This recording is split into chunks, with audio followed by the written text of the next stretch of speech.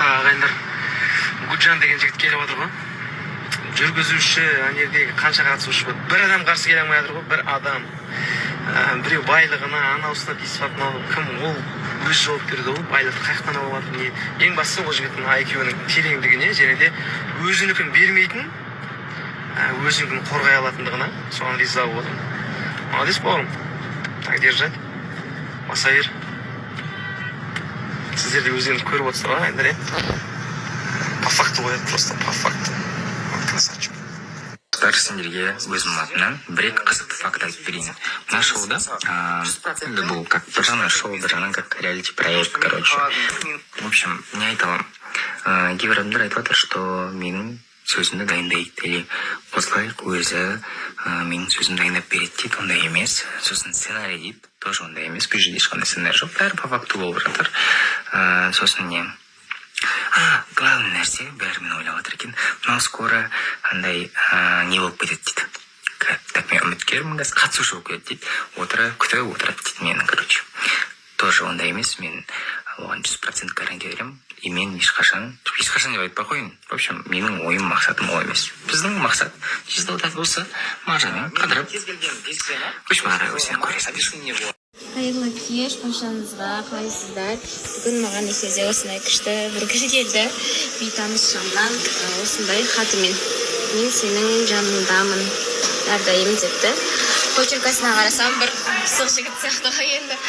Рахмет көп, Алла разы болсын. Қанып қалдым, шынымен маған еще осындай гүлдер қатты ұнайды. Сырты оралмаған деген сияқты ше, живой болып тұрады да, сондай заттарды қатты жақсы көремін. Өте қатты ұнады. Еще ақ роза тоже күшті екен. Рахмет көп. Еще қараңыздар, қолдаушылар маған бүгін осындай жұма сыйлығымды жүрген екен.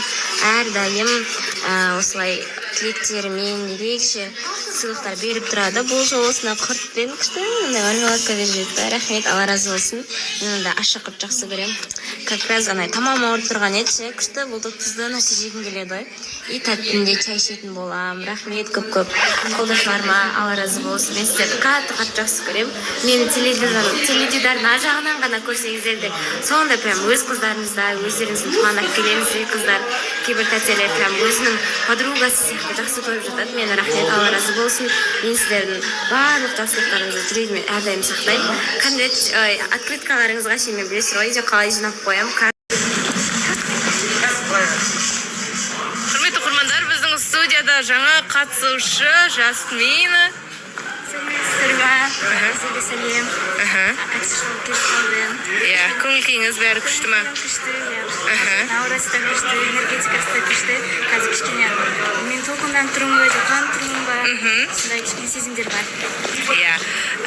Шариғат туралы не айтасыз?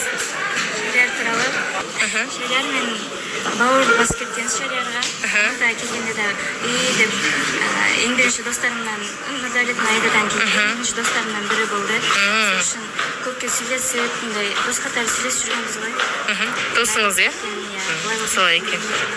Білмедім дейді. Алдағы уақытта білетін боламыз. Құрметті оқырмандар, қалай болады? Бізде осы жаңа қатысушы.